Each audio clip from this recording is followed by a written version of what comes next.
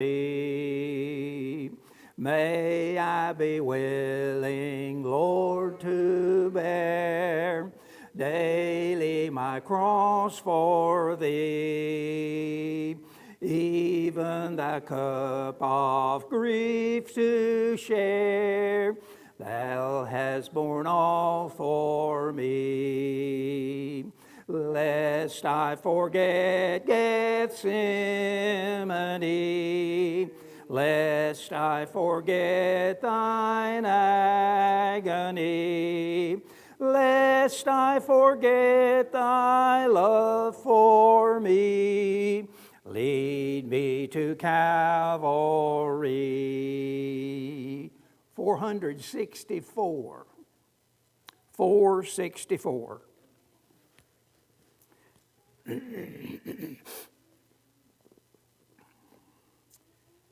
God sent His Son, they called Him Jesus. He came to love, heal, and forgive. He lived and died to buy my pardon. And empty grave is there to prove my Savior lives.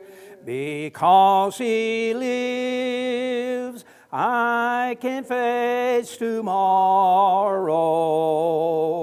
Because He lives, all fear is gone. Because I know He holds the future, and life is worth the living just because He lived.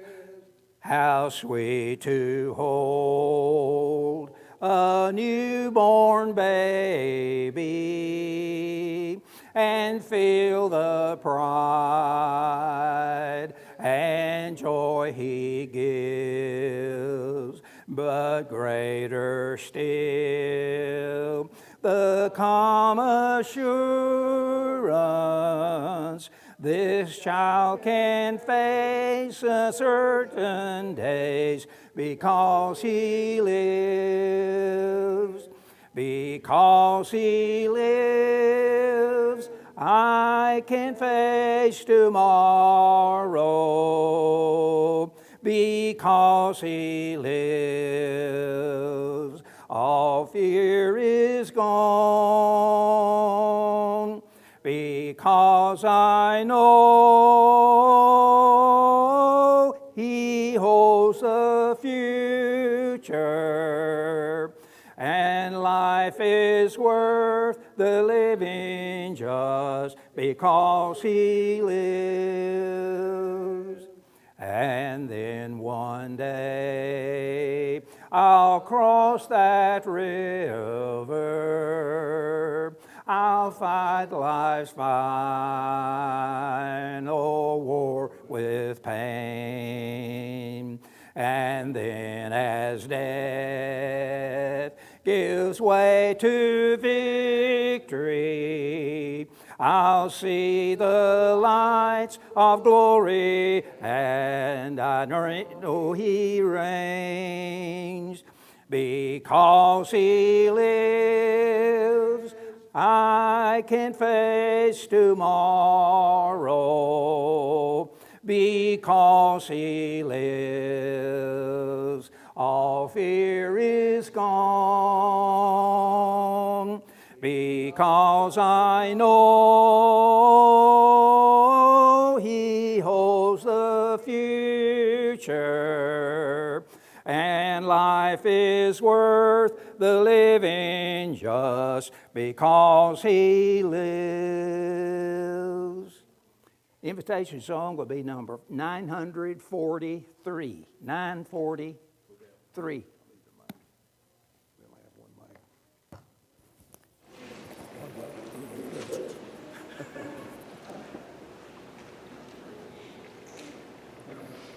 We have a new mic, so we'll try it out. Back and forth. hopefully this will work. We appreciate those who's coming already. Hopefully you will be here. Hopefully you've had a good week. Before Luke comes up and provides our devotional remarks, we're going to get you updated on the sick list. Not very many additions to the list of changes, so that's good. Keep Paul in your prayers as he continues to go therapy. I'll be able to hopefully give her a great ability to breathe longer. Been going through therapy for a number of weeks and has some civil work to go. Hopefully we'll accomplish its purpose. Gary Anderson is scheduled to undergo cataract surgery today. So I hope that goes well. I haven't heard that how that's going on. We've been mentioning Joanne Akins. She's scheduled to undergo the replacement surgery at the end of this month. But another doctor who looked at it thought maybe the knee wasn't as bad a shape as what one doctor originally thought, a primary care physician with orthopedic surgery, said for a while he was going to try therapy and perhaps shots. Especially considering her fragile health condition, is probably a good call. Congratulations in order. Somebody is now a great grandfather. Caitlin was granddaughter had a child. She's married to Navy man in California. So Ember is the great granddaughter's name. So happy for Wayne. As his tribe increases, so thus far everybody's doing well, so we have to rejoice with that family. So I don't have any grandchildren right now, all that makes, but I'm jealous. I stop at 4 I can count fast. Keep the chapters in prayer. John, I know looking forward to it in the month. Finally, I'll be able to get the upper GI and colonoscopy going to find out what could be wrong. The stomach there, he still has occasional pain. Went through about a week with no pain, and then it came back. So by the time he thinks it's gone, it comes again. So keep him in your prayers with things. Making slow but steady progress. That's a pretty bad case of flu. They plan on going out of town this weekend in West Virginia, so hopefully she'll be well enough to make that trip. Last I heard, her was still doing well. Recovering from the problem where his body tried to reject the new heart rate. Charles, looking forward to going back. How many weeks, Charles? 16th February. So that's 4 weeks from tomorrow. Something like that. So we'll find out all that packing and see how well he hears. I know he responds quickly to these electric calls. I'm sure he'll really work when all this is good. Be a good time for everybody. Anybody else have an update or initiation to priorities? It's coming Sunday night with a fellowship meal night with a host family. It's time around potluck. So please bring plenty of food, leave something more than desserts. You know, those mouthful sweet like desserts. I need to have a variety, so I look forward to that. That's all the announcements I have. So your turn to the mic. Everybody hears my voice. Get that home, I put in the air. Yeah.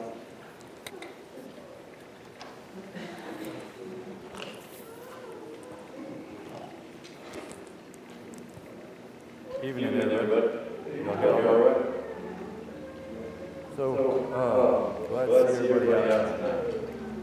I thought I'd share some thoughts since we're starting this new series of Apologize Trust. We're doing a lot of apologetics, a lot of evidences, and that's a lot of reasons for our faith. It's a lot of facts that give us confidence that the Bible is real, that God exists, and that God will honor His promises to us. There's a lot of evidences out there. As part of that, I thought it would be appropriate tonight to spend a few minutes talking about the definitions of faith and hope, and how that relates to the evidences we'll be studying, and contrast the biblical definition of faith and hope with our cultural definitions. Now, some of these thoughts shared several months ago when we studied in Hebrews 11, and I studied the Hebrews of faith. We started that class talking about what is the definition of biblical faith versus cultural. So some of this will be a little bit of a recap. And in a few minutes, I'm just going to go over some rapid-fire verses. I brought a copy of notes from previous classes on evidences. Going to quote a lot of verses without trying to flip around all of them. That's why I've got this notebook up here to read those quotes. But the cultural definition of faith usually means something along the lines of you believe in something without facts. A lot of people that are negative towards Christianity say that your faith in God is believing in something that can't be proven. I'm sure people have heard that definition before. Now, faith is a great sentiment. It's a great feeling. And it's often used in a very positive sense, culturally. But often critics of Christianity will say faith is belief without facts.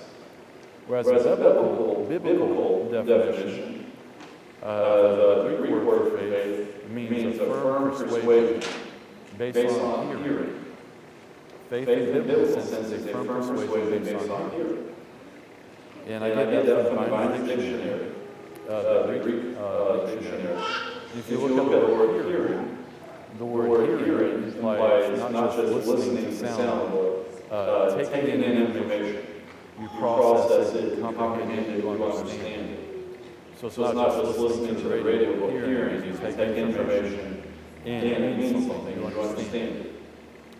So the biblical definition of faith, you can rephrase that to say, when you hear something and you understand it, you are persuaded by what you hear. Now, often in the Bible, the word faith also has a judicial connotation to it, in the sense of the court of law. A judge will have faith in the decision because the judge weighs evidence. The judge doesn't see the crime, but the prosecutor and the defense will present their evidence, they'll make a case, and the judge has faith that he makes the right decision based off of logical reasoning in that evidence. The judge They plug him into a different input on the mic. Kill the sound everywhere if they do that. We don't see the beginning of time. We didn't see Jesus on the cross. We didn't see Moses. We didn't see Isaiah. We didn't see a lot of people in the Bible. But there is evidence that God is real. There's evidence that historically these people existed and that they did what the Bible said. Because of the way the evidence that we study in apologist press series, just like a judge, you have confidence that we do the right decision, even though we're not eyewitness to those events. Everybody follow me there? Biblical definition of faith is firm persuasion. Not believing something because you can't see it, but firm persuasion based off of reason. Now in Isaiah chapter 1, verse 18, God starts a long discussion, a long series of prophecies by telling Isaiah, come now, let us reason together. God calls Isaiah to reason. He wants Isaiah to use his mind while listening to what God has for him and to weigh. And then Isaiah obviously obeys because he is persuaded. He has firm belief based on what God has presented to him. So what does that mean for us? We have reason to believe. If somebody who's an enemy of the faith says that we believe something and we don't have facts, we need to be equipped to review that and say, actually, here's my facts. We'll be learning about that in this Apologetics Press series. We're going to present historical, scientific, all sorts of different sets of reasoning for that. And because we have facts, we can be confident in our belief. In Matthew 14, verse 31, we have the story of Jesus walking on water.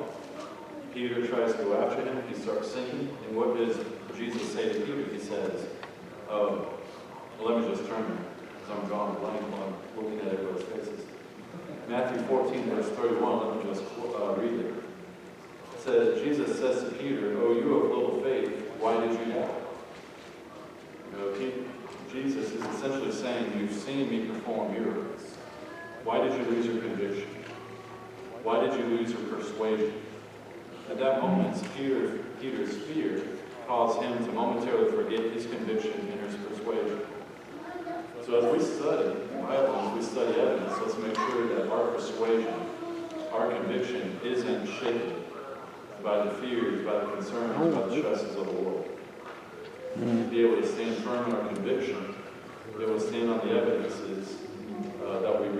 have studied so that we are not shaken when we encounter issues of the world. Now, just reading some rapid-fire verses before we talk about the definition of hope. God wants us to use our brain. He gave us the power to think, to reason, to have memory, all that for a reason. So we could actually think, so we could use our brain and be persuaded to follow. I was just going to read some rapid-fire quotes on verses. In Acts chapter 17, verse 11, we read that they received the word with all eagerness, examining the scriptures daily to see if these things were so.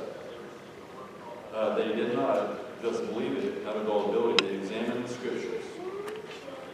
1 Corinthians 14, verse 20, Paul writes, brothers, do not be children. Feedback through this mic, Richard.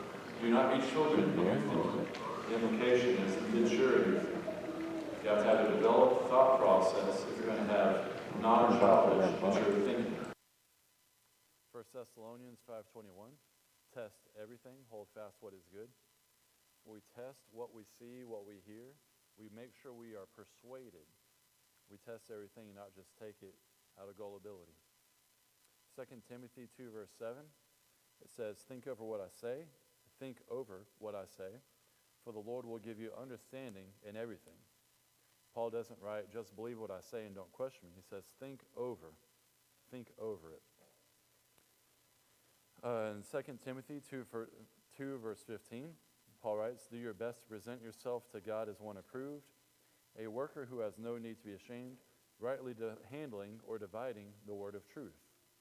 Again, that term dividing, that's saying think over it, process it, understanding it, take it in. And then in 1 John chapter 4, verse 1, the book reads, beloved, do not believe every spirit, but test the spirits to see whether they are from God, for many false prophets have gone out into the world. So we need to go and look for evidences, look for reasons, but then also whatever we hear, test it. Make sure it is of God and not of the world or of a false teacher. Test the spirits. Make sure we are following the truth. There's also warnings against not using our mind in the scriptures. Proverbs 14, verse 15 reads, the simple believes everything, but the prudent gives thought to his steps. The simple believes everything. Now, somebody who is simple in believing everything falls into that cultural definition of faith, which is belief without evidence, belief without facts. Let's not be simple. Let's be mature. Let's test what we hear and what we read. Proverbs 17, verse 24, the discerning sets his face towards wisdom, but the eyes of a fool are on the ends of the earth. Proverbs 19, verse 27, cease to hear instruction, my son, and you will stray from the words of knowledge. A worthless witness mocks at justice, and the mouth of the wicked devours iniquity. So we hear, cease to hear instruction, and you will stray from the words of knowledge. Let's never cease to hear wisdom. Let's always be intaking wisdom. Let's always be questioning what we hear. Now, I'm going to quit with the rapid-fire verses, and now let's talk very quickly about the definition of hope. Cultural definition of hope is often a positive wishfulness. I hope that the weather will be nice tomorrow. I hope we have a good day at work. You know, you hope for a lot of things. At work, I often hear people say, well, I hope the machine works better today. I'll say, well, what does it mean you hope? What is the basis of your hope? Why do you hope? You might say, I hope for better weather tomorrow because that's what the forecast says. There's got to be a basis for that hope. In a scriptural sense, we can't just have hope as a positive wishfulness. Now, the biblical definition of hope, again, if you look in Vines, is a confident expectation. A confident expectation. It's not a wishful thinking, it is a confident expectation. Now, when we apply that to God, we have hope in God because we are confident that God will honor his promises because, as displayed by evidences and as displayed by the narrative in the Bible, God is faithful to his promises and has fulfilled his promises. Therefore, we can be confident that God will fulfill his promises to us. And when we are confidently expecting God to fulfill his promises to us, we have hope in God. So when we say we have hope as Christians, we don't have wishful thinking that God will be good. We have confidence that God will be good. And there's a big difference there between wishing and being confident based off of reason. So hope also is built on evidences. We have a reason to be confident in God. Now let's turn to 1 Colossians, starting in verse 21, and we'll close with these thoughts. And again, your homework assignment for the one-off class Sunday morning, Donnie's going to be out of town. We'll look at the nature of Jesus in Colossians, verse 15 and through the end of the chapter. Verse 15 through 23, that is. But for now, let's turn to Colossians chapter 1, verse 21. And then we'll apply hope to this. Paul writes, "And you who were once alienated and hostile in mind, doing evil deeds, he has now reconciled in his body of flesh by his death, in order to present you holy and blameless and above reproach before him." That's part of the nature of Christ. He redeems us. Now beginning in verse 23, if. The verse starts with if. That's a big condition. Verse 23, if indeed you continue in the faith, stable and steadfast, not shifting from the hope of the gospel that you heard, which has been proclaimed in all creation under heaven, and of which I, Paul, became a minister. So verse 21 and 22, Jesus will redeem us, to simplify the statements, if we continue in the faith, not shifting from the hope. Now we have hope and faith here together. Jesus will redeem us if we're steadfast in faith and hope. Now we have faith and hope there together, not just faith. Now I believe what Paul is writing here is we have faith, we have a reasonable justification to believe, we have firm persuasion in God, and then hope, we have a confident expectation. So to me, this means we need to be so firm in our faith that we have hope. So firm in our faith that we are confident in God to fulfill his promises to redeem us. Just want to share those thoughts there. So whenever we go out in the world and people say, well, you have hope in God, that's just wishful thinking. Well, no. Our hope is confident expectation based off of the evidences that we're studying. You have faith. Well, that's just gullibility. You're believing something you can't see. No. Our faith is a firm persuasion because of the facts that are before us. God has left evidences all over nature, all over creation for us to read, all for us to see and to witness. We don't see God directly, but we see his handiwork all around us. So let's all be firm in our persuasion, which is our faith. And let's all be firm in our confidence, which is our hope. So I just want to share these thoughts and these definitions as we go through the study of evidences and apologetics press. I hope this is encouraging and helpful. And as usual, we want to offer the invitation for anybody that needs to confess sins, anybody that needs to ask for prayers or encouragement, anybody that needs to obey the call of the gospel. If there's any way we could offer that support at this time, let's let that need be known as Cordell leads us in song.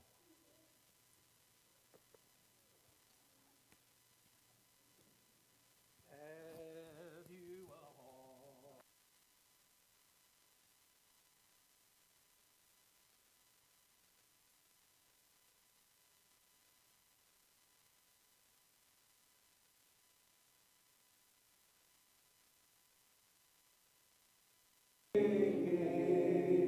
Rest from the burden you bear. Do you know, my Jesus? Do you know, my friend? Have you heard he loves you, and that he will abide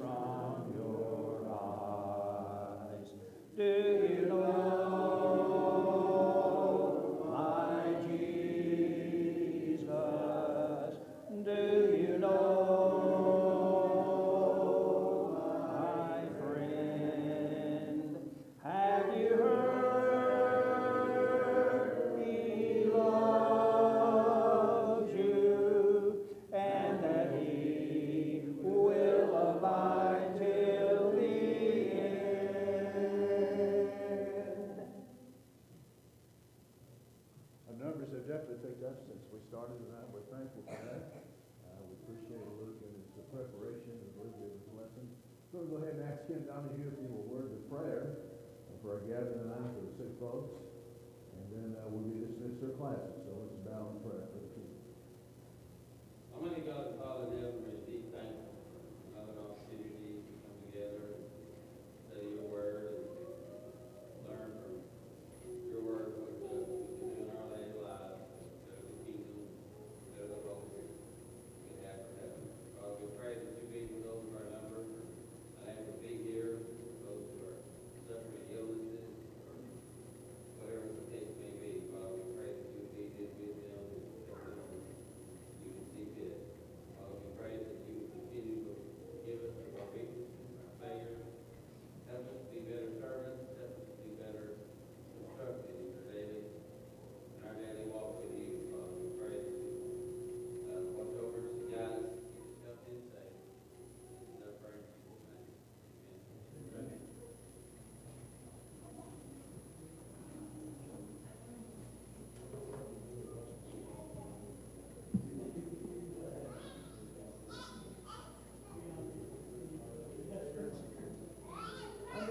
I need 2 volunteers to pass out the handouts tonight. Get 2 people out.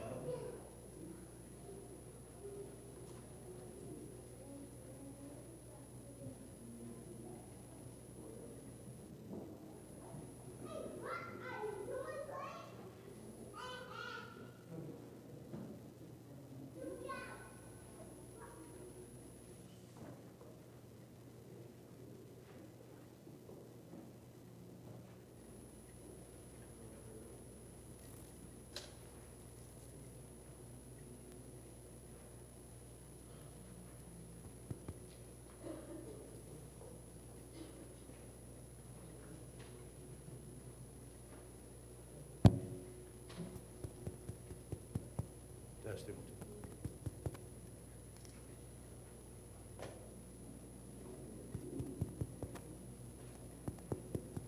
Can you hear me? Is it loud enough? Uh-oh.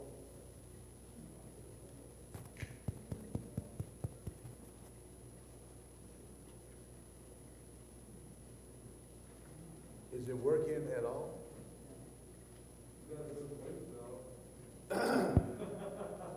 They're talking still aim for the person in the back row. Okay, coming your way. All right. We do appreciate the efforts of the Taylor family trying to get us up to speed. Anybody know how long we've been in this building? 15 years last month. You know what happens when you have something for 15 years? Things begin to wear out. To my knowledge, the remote mics we've had have come with us from the old building. So we've got a lot of equipment that's old and wearing out along with the previous. And so we're trying to replace it. This is a new mic, and hopefully we can get that going and then take care of things. Because not only are we trying to make sure you can hear in the auditorium, but we do want to be able to broadcast or live stream our Bible class and worship services. So we hope that will happen. The goal of our new curriculum involves training of parents and children. We've mentioned for a long time that it would be great if all of our young people, by the time they left home, left the nest, that they had a substantial faith and hope and knowledge of God's Word where they could not only defend the faith, but to live the faith. And so there's a lot to be learned from God's Word. There's a lot to be learned about what false doctrine's out there. But it wouldn't be fair for children to know that if parents didn't know that. Really what needs to happen is we've been emphasizing the primary place where our children need to learn is at home. And so that's certainly consistent with Scripture. But the educational program of the local church fails if it doesn't adequately train parents to do that. So that's what's different. We want to be able to provide training. Tonight, we have the high school class here, those that are in high school that are here, and then the adults are here. And one of the advantages, hopefully, you'll be learning the same material that they will. I'll have them by myself on Sunday mornings, so we'll go through some practical applications of this. And then on Sunday night, we take the outline that Christina's been helpful enough to provide and go through that material that our young people from about age 3 all the way up to 5th grade are learning. If you're interested in the material that our junior high class is studying, Bill Morrison's teaching that this quarter. I've got several copies of that. There are 13 lessons, and they cost about $10 a set if you want to buy one of those. Each family should have one, I believe. The parents should have one if you have a child in that age group, or even if you would like a further treatment of the handout. What I gave out last Wednesday night was the home Bible course from Apologetics Press that deals a lot with issues regarding science and its connection to the Bible, and also just basic Bible truths. And so if you would like it, something that's even more intensive than that, that's what our junior high school class, 6th, 7th, 8th grade are studying. So if you want that, we've got several copies of that available. So what we plan on doing on Wednesday night, at least this quarter, and I'll still continue for those adults, probably in the fellowship hall or someplace that want to continue on, studying that material. But at least for this quarter, I have you here. It's a combination of that home study course. We passed out all the copies we had last Wednesday night. There are 15 sets, and we know we needed more. 10 more should be here by Friday. And so if you didn't get a copy of that home study course, that should be available Sunday, because next Wednesday night, we hope that you'll take that first lesson, read through it. There's a 4-page handout in the middle of it that has questions and fill in the blanks and information that will help make sure you get the material covered adequately. And one thing we hope that happens as we go through these study questions and training sessions, that the questions that are provided, that you as parents will study them yourself and go over them with your children. This is not just a lecture method anymore. We want to provide accountability. We want to learn, which means you have to ask questions and study those questions. So on Wednesday night, we're going to go back and forth 2 weeks at looking at the home study course. And so the next 2 weeks, we'll look at lesson number 1, and then I'll have my lesson. So tonight, the handout that you have is the first one of my lessons. And so there's no way we can cover 4 pages tonight. If you let me teach till 9 o'clock, I can get it covered, but that's not going to happen.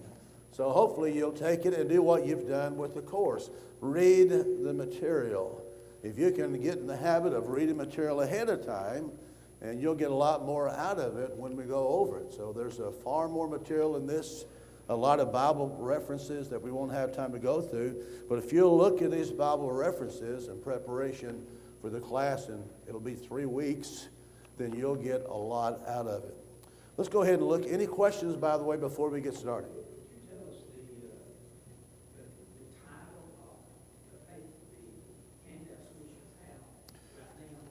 If you look on the front row here, one of the things that, by the way, the notebooks are made available free. We've got a lot of them there on the table in the foyer. There's another bundle of 8 in the library.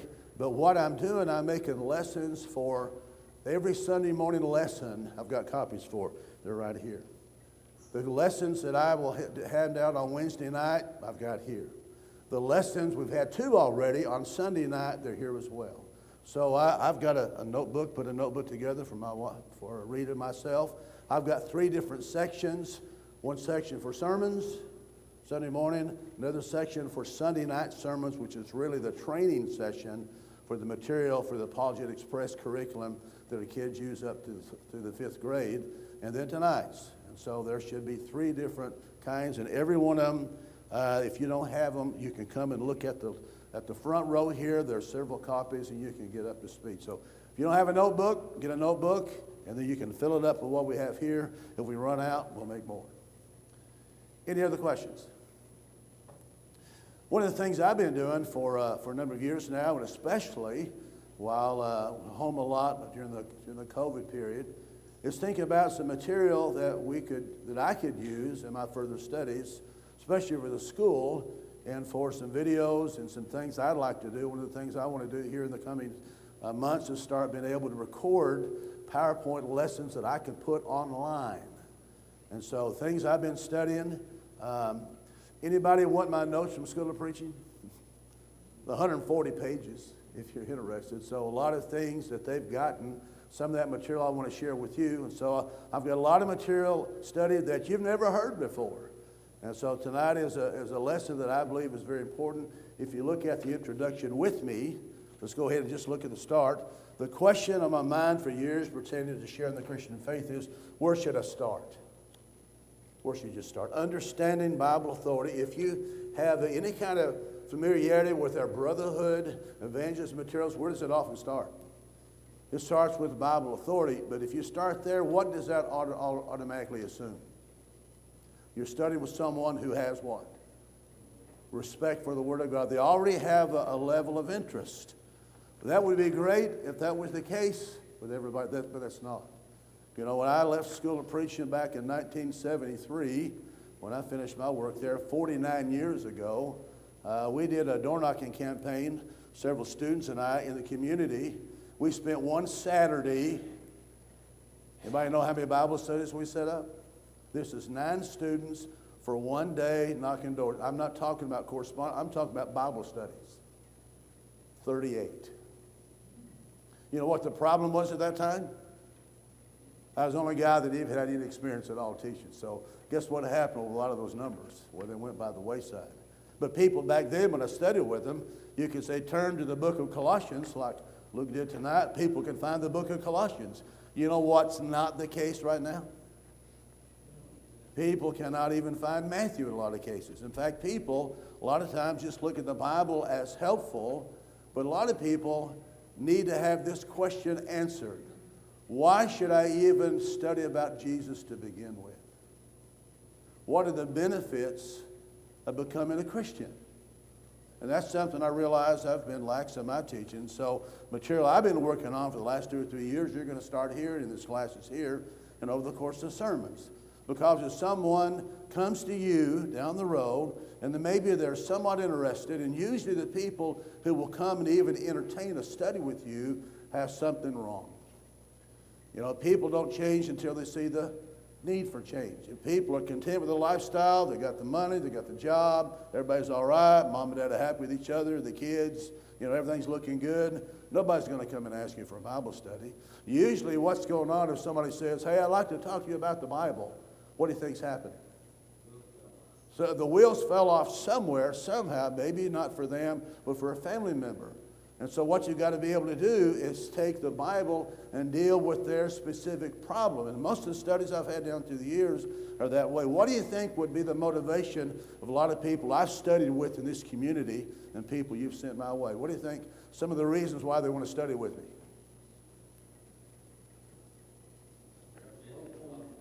What's that? Something's happened. Let me tell you, one young man, he called one day, his sister used to sit down here. She doesn't go here anymore. He was somebody that was involved in satanic worship. He was involved. He was a heavy. He had thousands of dollars of material, I found out. He had been involved in satanic worship for 20 years, one of the most notable people in the Knoxville area. And guess what he had found out before the phone call? He had Lou Gehrig's disease. Anybody know what Lou Gehrig's disease is? It is a death sentence. And guess what he now knew? Not if he was going to die, but when he was going to die. He wanted to study because he wanted to go to heaven. So all that 20 years of satanic worship, what did he do with it? Threw it out the window. He had me come over and then to look at all the material that he had, said, it's not going to do any good for me. I know you teach culture in school. Take it and let them know things like this exist. He was pretty easy to study with. You know why? He knew he was facing death. And we baptized him and his wife, and he didn't want any of the medication. He died pretty quickly, and I did his funeral. I feel pretty good about that. He was sincere. We studied for hours. The interest was there. So that's one reason. When your doctor says you got cancer, what do you think some other reasons would be? Well, I mentioned some because we need to move along. How about relationship issues, marital issues? Or maybe something's gone wrong, or maybe you've lost your job, you're broke. There are things that happen that cause people to maybe consider, is Christianity something I need to investigate? What's the answer, everybody? The answer is yes. And so what we need to be able to do is tell them, answer the question, why are you a Christian? And so considering that question, think, well, where should we start? And so I thought, since we mentioned last Wednesday night, the course, the Apologetics Home Study course, deals a lot with science. And if you remember anything about last Wednesday night, why do we need to know, especially parents, anything about science? Because that's what they're teaching. Science contradicts the Bible in public schools. Is that right? That's not right at all. And at what age do they start? You'd be surprised, 3rd, 4th, and 5th grades, and now some schools are, transgender, all kinds of, it's crazy what's going on out there. And so we need to make sure we know that and also know the Bible. The Bible and science agree, but you need to know what those arguments are. So a heavy treatment of this class and our high school students will be to make sure they understand the truth.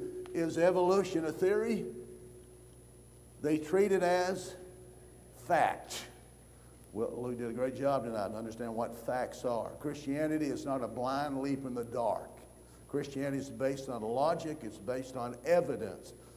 Faith is the substance of things hoped for, the evidence of things not seen. You don't turn off your mind, get rid of the logical aspect, the rational aspect of your mind to accept Christianity. That's when you need to turn it on and see that it's there. So the proof is there. But if you don't know the proof, you don't know what they're teaching, then what's the problem? Don't know how to combat it, so we need to know that. Number B, under 1, implied in that discussion should be seeking truthful answers to life's basic questions. Where did I come from? Is that a good question? How about who am I? I mean, well, I'm here on earth. Why am I here? How should I live? Where am I going? These are some of the basic. I Googled basic questions of life. These are the first 5 that showed up. I thought, well, that makes it pretty easy. Normally it takes a long time to discuss something. But here's some pretty basic questions. I think most of it all agree. It's my strong conviction the first few chapters in Genesis are a great starting point. And maybe you'll see why by the time we finish tonight. Genesis chapter 1 introduces us to the Bible on a grand scale. What happens in Genesis chapter 1? First verse, in the beginning, God created the heavens and the earth. Let's go ahead and look at that passage because we're going to get down quickly to verse 26 and 27 just to read it again. Imagine, if you will, you're reading this for the first time with somebody who has confidence in you. They respect you for who you are, for the way you live your life. And they say, I want to study with you. And they're now reading Genesis chapter 1 for the very first time. Imagine sitting there and reading it with them. Here's what they find. In the beginning, God created the heavens and the earth. The earth was without form and void, and darkness was on the face of the deep. And the Spirit of God was hovering over the face of the waters. Then God said, let there be light, and there was light. And God saw the light, that it was good. And God divided the light from the darkness. God called the light day, and the darkness he called night. So the evening and the morning were the first day. Then God said, let there be a firmament in the midst of the waters, and let it divide the waters from the waters. Thus God made the firmament, and divided the waters which were under the firmament from the waters which were above the firmament, and it was so. And God called the firmament heaven. So the evening and the morning were the second day. Then God said, let the waters under the heavens be gathered together into one place. Let the dry land appear, and it was so. And God called the dry land earth, and the gathering together of the waters he called seas. And God saw that it was good. Then God said, let the earth bring forth grass, the herb that yields seed, and fruit tree that yields fruit according to its kind, whose seed is in itself on the earth, and it was so. And the earth brought forth grass, the herb that yields, and according to its kind, yields seed according to its kind, and the tree that yields fruit, whose seed is in itself according to its kind. And God saw that it was good. So the evening and the morning were the third day. Then God said, let there be lights in the firmament of the heavens to divide the day from the night, and let them be for signs and seasons and for days and years. And let them be for lights in the firmament of the heavens to give light on the earth. And it was so. Then God made two great lights, the greater light to rule the day and the lesser light to rule the night. He made the stars also. God set them in the firmament of the heavens to give light on the earth, and to rule over the day and over the night, and to divide the light from the darkness. And God saw that it was good. So the evening and the morning were the fourth day. Then God said, let the waters abound with an abundance of living creatures, and let birds fly above the earth across the face of the firmament of the heavens. So God created great sea creatures and every living thing that moves, with which the waters abounded, according to their kind, and every winged bird according to its kind. And God saw that it was good. And God blessed them, saying, be fruitful and multiply, and fill the waters and the seas, and let birds multiply on the earth. So the evening and the morning were the fifth day. Then God said, let the earth bring forth the living creatures according to its kind, cattle and creeping thing, and the beasts of the earth, each according to its kind. And it was so. And God made the beasts of the earth according to its kind, cattle according to its kind, and everything that creeps on the earth according to its kind. And God saw that it was good. Then God said, let us make man in our image, according to our likeness. Let them have dominion over the fish of the sea, over the birds of the air, and over the cattle, over all the earth, and over every creeping thing that creeps on the earth. So God created man in his own image. In the image of God he created him, male and female he created them. Then God blessed them, and God said to them, be fruitful and multiply, fill the earth and subdue it, have dominion over the fish of the sea, over the birds of the air, and over every living thing that moves on the earth. And God said, see, I've given you every herb that yields seed, which is on the face of all the earth, and every tree whose fruit yields seed, to you it shall be for food.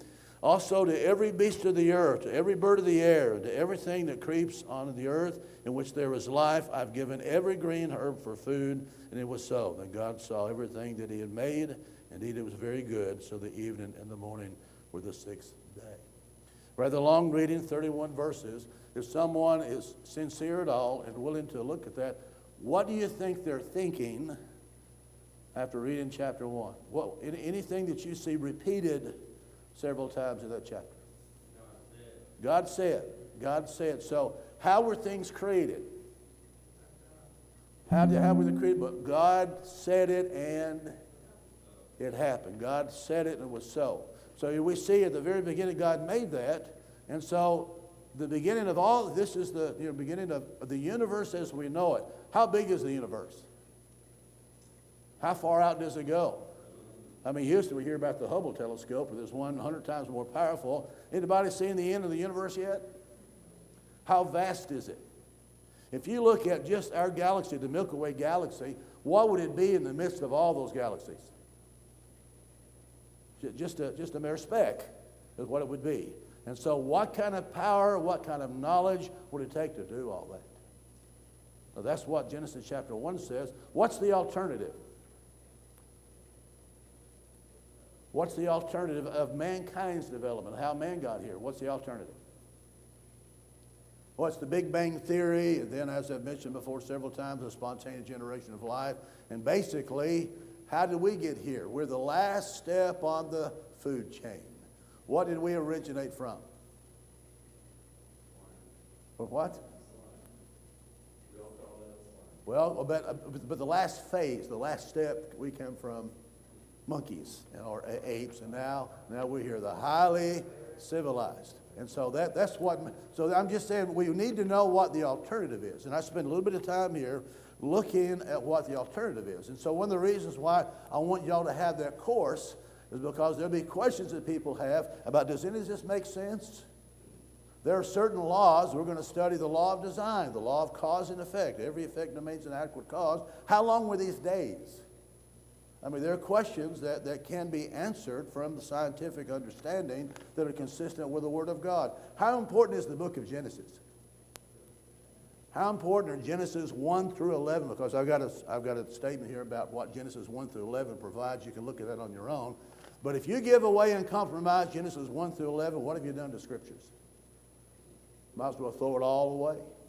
And so when I say the battle line starts at the book of Genesis, I believe You got someone who's sincere, they're not going to die the next couple of weeks. Genesis is a good place to start. That way you'll see whether or not there's someone who's really looking for the truth. And so hopefully by that time you'll know a lot of what the arguments are, or you'll call Luke or myself or Wooddale or Blair or somebody. We'll go help you with that.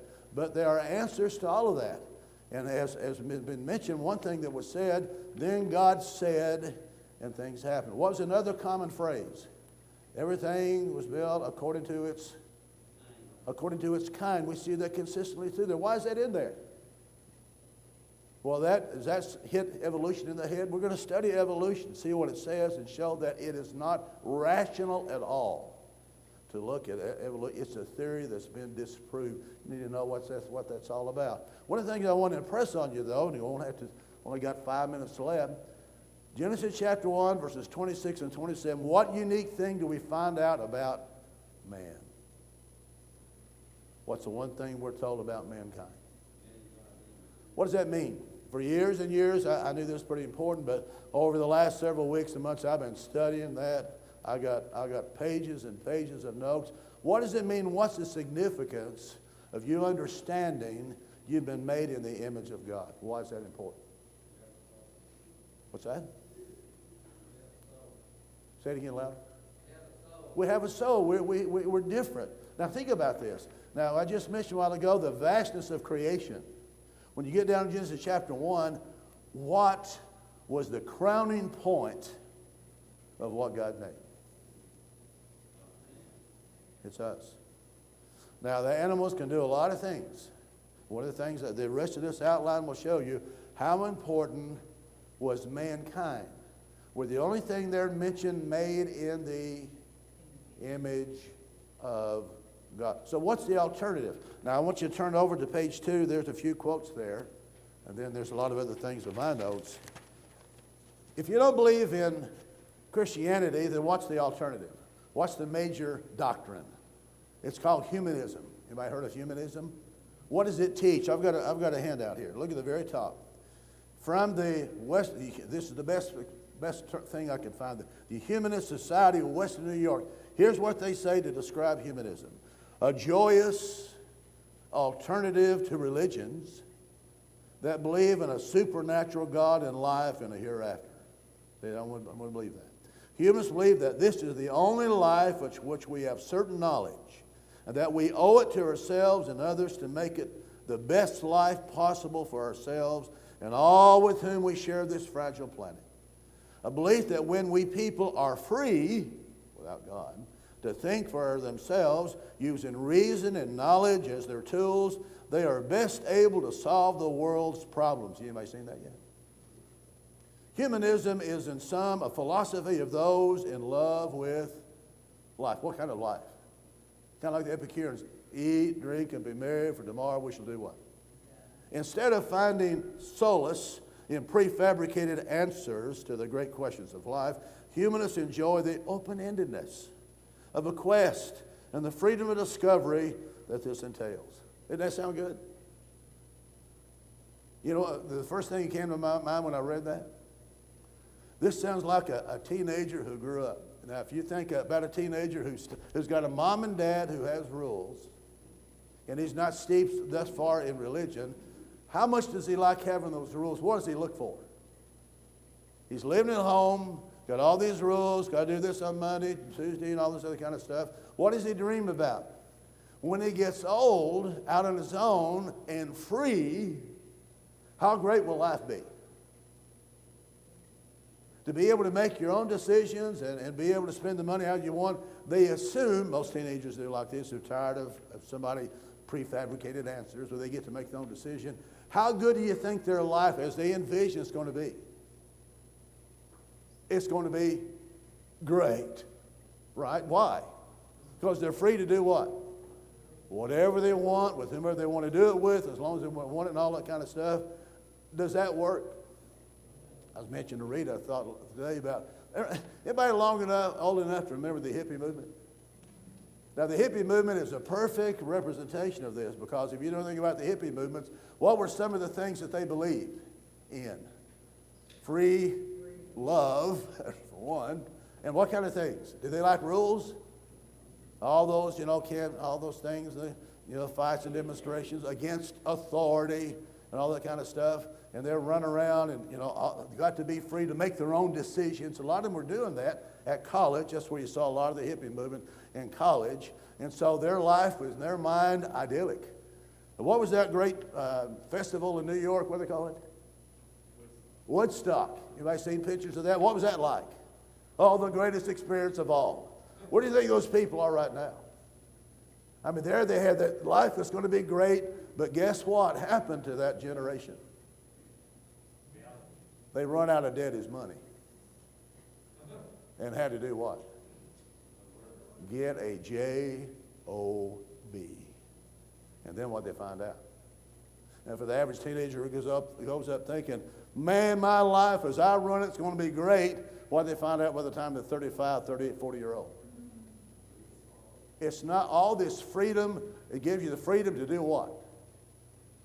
Make more mistakes than your mom and dad make, basically. And that's really what human is. That's the way I look at humanism. Humanism left to itself. They talk about a utopia. In fact, there have been times in the times past where humanists would all gather together and have a city together, where just nothing but humanists live there and live and breathe and work. How long do you think that lasted? Everybody's free to be whatever they want, to all that. How do you think all that freedom works? It doesn't work. It doesn't work. It doesn't work.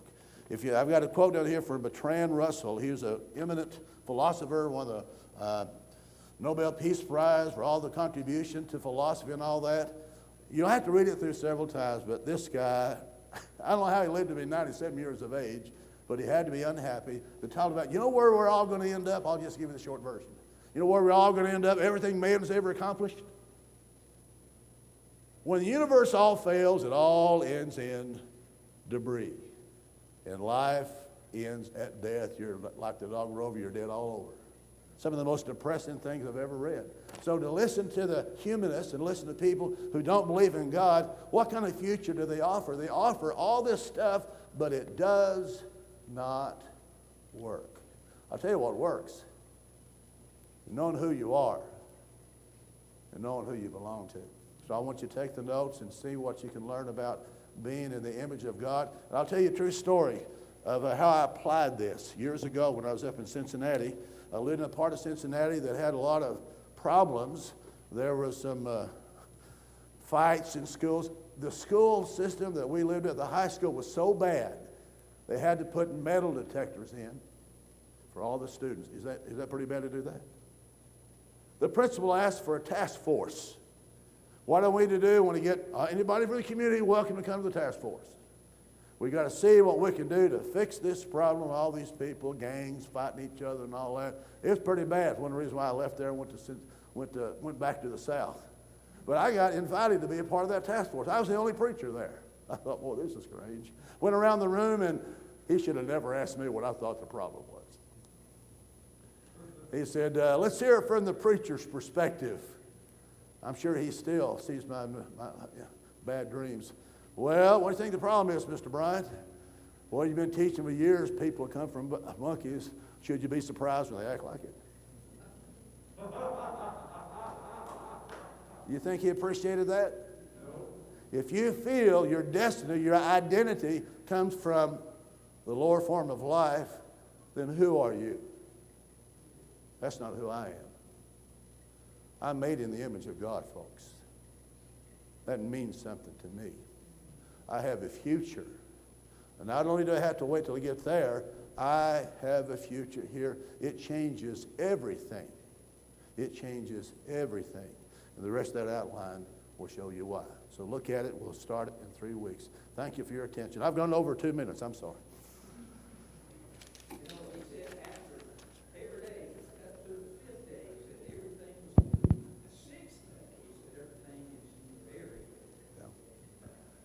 Then he saw what wasn't good.